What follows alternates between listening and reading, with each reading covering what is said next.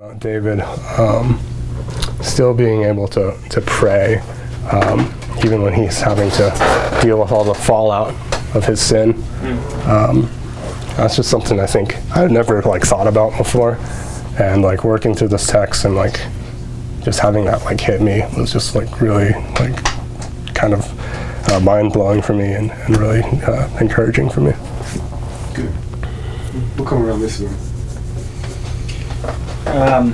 Thanks, Theo. I enjoyed that, and this just this encouragement, kind of like what you're saying. David said, referring to God, "Let Him do to me what seems best," and seeing that contrast. I think you brought the contrast out nice between him and his son, and it was encouraging to me just to,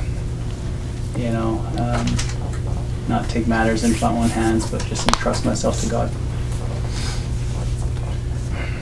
Thank you, brother. It encouraged me too, particularly as you were working through David's responses and the whole piece about how he entrusted his faith to God. Just gave me great insight in that, and it was encouraging me personally to just embrace whatever God's discipline is and know that there's a window of mercy maybe somewhere in there. So thank you for that. That was very helpful. Yeah, similarly, just as you stated, when you feel God's hand on you, cry out to Him. And in just this dark time in David's life, and just seeing that, but also making that very relatable to us today, and that we're called to do the same. God's disciplining us so that we would draw near to Him. Good encouragement.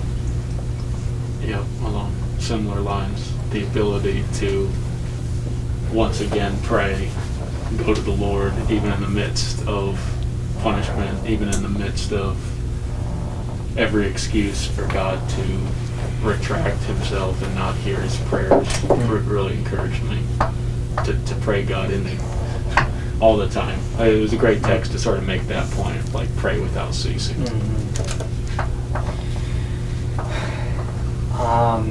You made you showed that we all have this kind of desire in our hearts to go back to our sin, which is just something that we just so easily forget and want to deny and have to remind ourselves so frequently. And I think how you did that was just in the beginning of the text, so or in the sermon, so the rest were just encouraging. You do have that, but man, there's us else, and when you do go through that, this is what you can do. So yeah, I think I was encouraged just by this idea that even when we've kind of hit rock bottom, it's not necessarily the end. There's going to probably be a boatload of suffering behind it, but that it's not necessarily it for us, which is good news. So, brother, what could you have done to improve? I want to. There's still, so I'm still working on how to time everything out. I tried to pick myself up from my notes a little bit, but I found myself I got lost at one point in my notes because of that. So just I think more internalization, so I can be a little bit more free from this is something I need to do.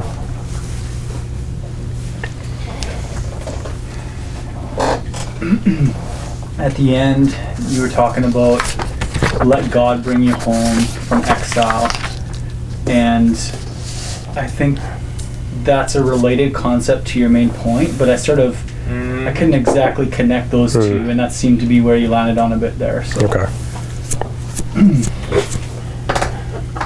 So similarly, at the conclusion, I thought, in addition to what you just said, just another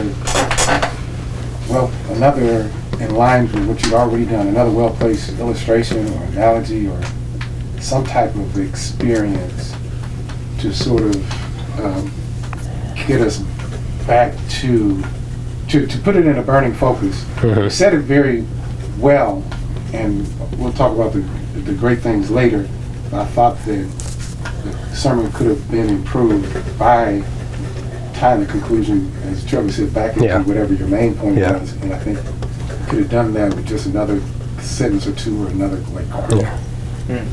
illustration some kind of way. Yeah, I enjoyed how you made it to the gospel, and connecting to the gospel, and reminding us of the forgiveness that is there, and encouraging us like, hey, we don't need to hide from these things. Jesus already dealt with them. But then fleshing out more than like, okay, then like responding in the times when we are convicted and dealing with sin, and not just like, okay, Jesus died for it, and, you know, and just like, okay, because that's tied to your main point too. So just like encouraging us, okay, what to do in these situations and scenarios. Yeah, I think your interaction with your notes could continue to improve. It's definitely not cumbersome. Yeah. It's a lot better than it could be. Yeah. And it's not bad, is what I'm saying. I just think you could take it to the next level. There are times when you seem really free, and then there are times when you seem tied to it. Yeah. So it would just be nice to see kind of a consistency throughout in terms of how you use them. I don't think your pace was fast. I just think it was a little fast. Okay. It was like super bad. Okay. But it was just enough to where I don't like write. I write a lot. Yeah. So I usually can keep up. But sometimes there's moments where you're already like a sentence or two. Sure. And I was like, oh yeah, I'm like not done with this part yet still. So, I mean, I think you paused well, but maybe just slow it down at certain points, like the beginning, especially when you're giving all the information that you know people are writing down. So this might be one of the reasons why you're more tied to your notes. Yeah. But like, I like the content of this sermon a lot. Yeah. What was interesting in this sermon is that the main moves were very disconnected and confusing. So the title didn't really match with your main point, didn't really match with your homiletical points, and those kind of seemed like they just were in there to like check a box off. So for example, like, I thought your opening illustration was good, but what it had to do with prayer, I had no idea. And then that idea of like hypocritical hero, that was great, but you never used the word hypocritical until you got to the very end of your first point. Yeah.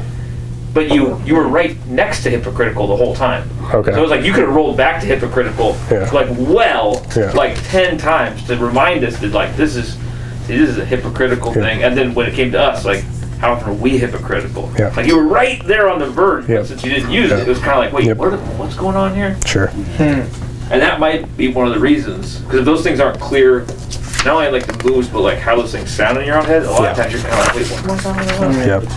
Yep. Just a very small thing, Theo, so that you can kind of work it for a future preach, but I think you got the verses mixed up. I heard verse 13 to 17 at one point. I'm thinking you mentioned 37, or at least that's probably what you wrote. Yeah, it's just 37, yeah. Okay. Yeah. Sorry about that. No, that's good. I mean, I could follow you. Yeah. I just, when you said it, I was like, oh, maybe it's shorter than I thought. So I want to go back to pace and rhythm. So of course I don't get to hear you preach that much, but I'll make my positive comments later. I think it is to the point that was made earlier. I think you got the pauses right. Yeah. But it's the, I don't know if I want to call it cadence or rhythm, because I was like, man, this is like great content. If I had a little more space to digest and metabolize it. And it's not because you're not pausing right, it's because the part in between the pauses is so dense that I can't, while I'm trying to chew it, it's like, give me another mouthful. Right. And I don't want to waste anything because everything was so good. Right. And you had the time. Yeah, had plenty of time. Had plenty of time, so you didn't have to rush. Right. So it wasn't like you have to cut content in this case. Yeah. You just space it out. Yeah. Yep.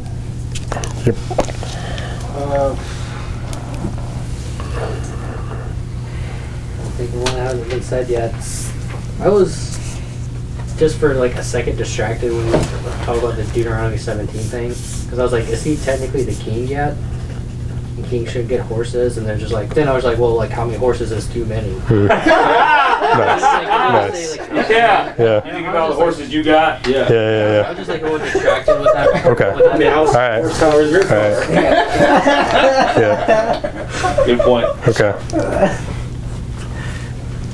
So, I think it's very good to have title, main point, outline up front, but the perennial challenge, I think, is introducing that in both an artful way, but yet clear way. So it's very clear what your title was, but it was also very just like abrupt, like my title today. It's like, could you frame it with 1 or 2 sentences that helps us get some movement in that direction instead of just like total reception, writing it down. So it felt a little wooden at the start. Yeah. I do think you have a great command of language, and if you just add 1 or 2 sentences, it can do a lot for you. Okay. Yep. Okay. It's more of like a warning because it works with this sermon. You kind of ended in the context of what's coming, like you're all about Yeah. coming back. Yeah. I think that did change the tone of the whole sermon too. But you could do that when it's like a one-off sermon like this. Mhm. But if it's you're preaching to the church and stuff, you're gonna steal thunder from other Right. Yeah. other sermons. Yep. Just be Yep. just be weird. The first love experience. No. Not at all. I was afraid He's somebody was shaking gonna right now. I'm looking at his legs. I was afraid somebody was gonna steal my thunder once, but it didn't totally go that way. So I thought overall your gospel connection was good, but you did this little thing that really detracted from what you were saying. Because you made this analogy between David and Jesus. Yeah. Climbing the mountain to take judgment, which is good. But you said before you got to the Jesus thing, now you might not want to follow David. Okay. But you were essentially being like, but Jesus is great for going up there, and David was right for going up there. So this idea, like, well, if I'm not supposed to follow David, then do I have to follow Jesus? Okay. And because you're drawing an analogy. Yeah. And it was this really little thing, but it was like if I was paying attention to now you might not want to follow David. It's like, well, then is that what he's saying about Jesus too? So and you didn't have to say you might not want to follow David because it didn't really add anything to it. Okay. It just kind of fouled up the thing of like, just made me question like, what if I don't feel like following Jesus? Yeah. Fair. Yep. All right, so where did you do well? What's the best feature of the sermon overall? I think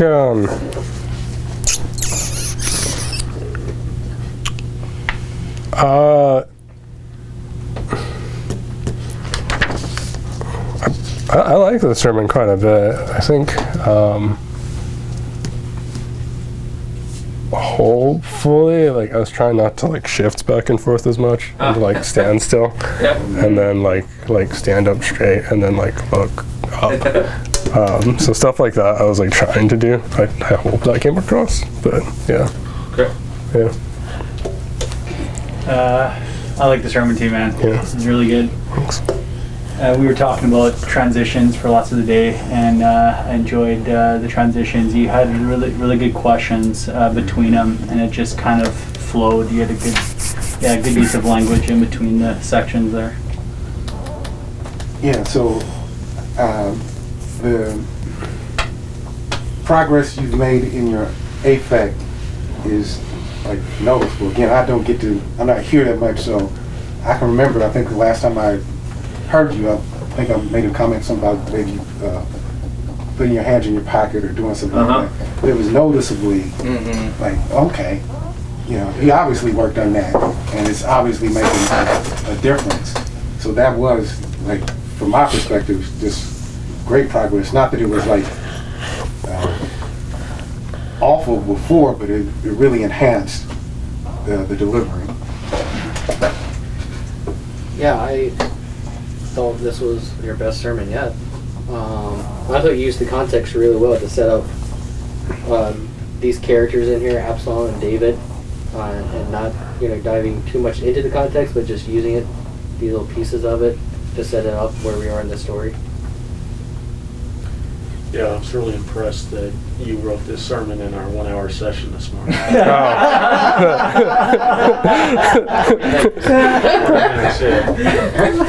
No, so this is most likely the last time I'll hear you preach. I mean, we're going to hear you preach maybe at Addison or Sweet. at Emmanuel someday. Yeah. So I'm going to keep my stuff kind of like high level.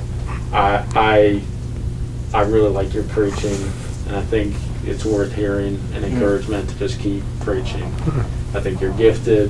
I think your life, from what I can tell, matches the message, so the ethos is there.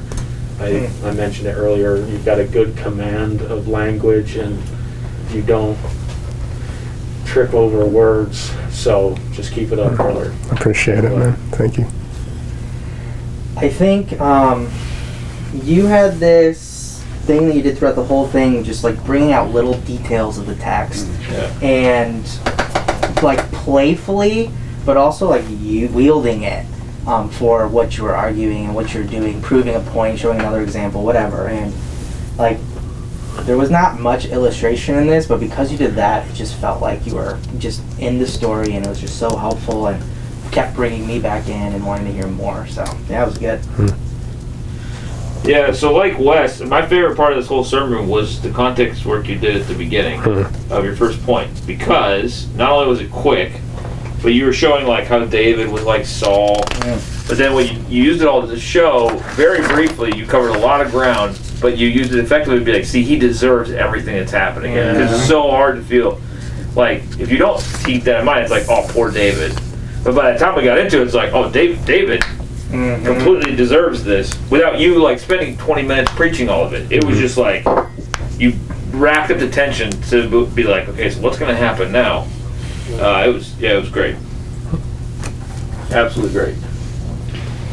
And the way I liked how you used context was just talking about how David, he could have, taken the ark and kind of used it as a good luck charm, and yet you didn't go back to the text in Samuel, but for those that have read that part, it just right away connects with that, and it was helpful.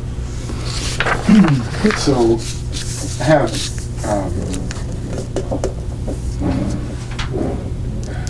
one thing I'll just say, I really enjoy and really not just enjoy, but am blessed by and encouraged and helped by the way you pick your words, your diction, your word choice, and the rhetorical flourishes that you use in terms of like, so there's something about a little run you did about it, but it was always better.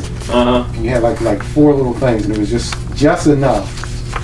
It was rightly packaged that it was like, this is really impactful. And even when you were talking about the unusual parallels, and you just sort of listed them out, it wasn't exhaustive. And again, you still have plenty of time, and that's what sort of amazes me. It's like, man, he's getting a lot in here, but you got plenty of time. You could have took more time.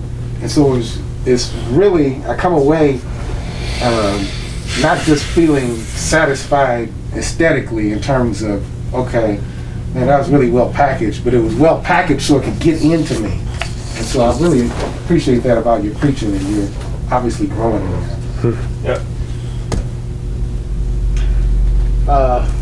Yeah, I mean, well, you just did well in really highlighting what this story was doing and contrasting Absalom and David, and just these different parts of like how they use other people, their piety and stuff. And because just reading this text like isolated, especially for people that maybe not familiar with this text, there's like, okay, what's going on with these people and all these other people and characters and stuff. Like, you used it quick and well to highlight the contrast that's going to here and what God is doing in the life of David.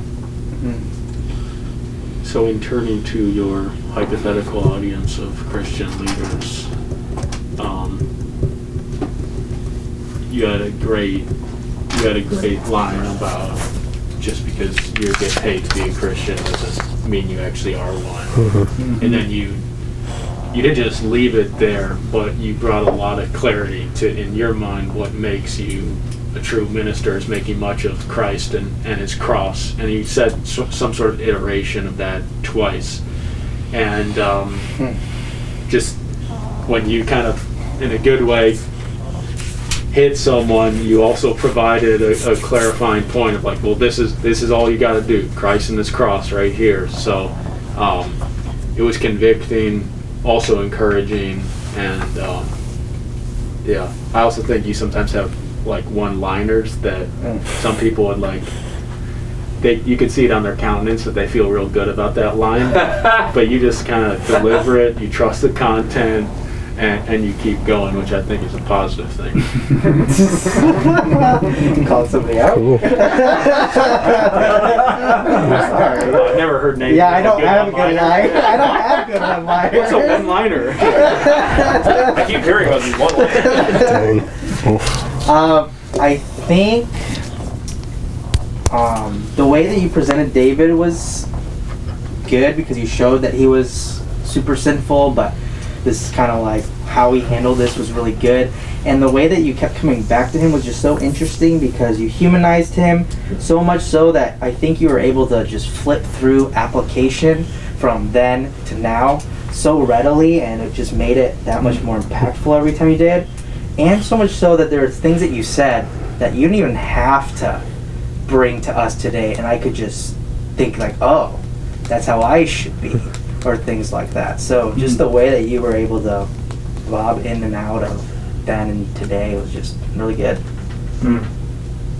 I was sure you were gonna bomb in the aspect of like weight between the homiletical points, because you're going 1 to 13, and I was like, oh no, because it's gonna be 14 for the rest. But it felt very balanced as far as time went, but also it didn't feel like you were going super long on one, trying to stretch all the content out of it, and this other one, it's like, no, I don't really want to say anything. So I felt like I got the whole story, and it felt like that was the right place to kind of make a division to kind of focus on those two things. And yeah, it was like proportional, and so it was like you brought us along in the story. You had a lot more details to cover in the second part, but you didn't fall into the trap of like trying to explain everything. You did just as much as you had to kind of get us into what was going on there, and then turned it to the to us into the gospel connection, which was solid.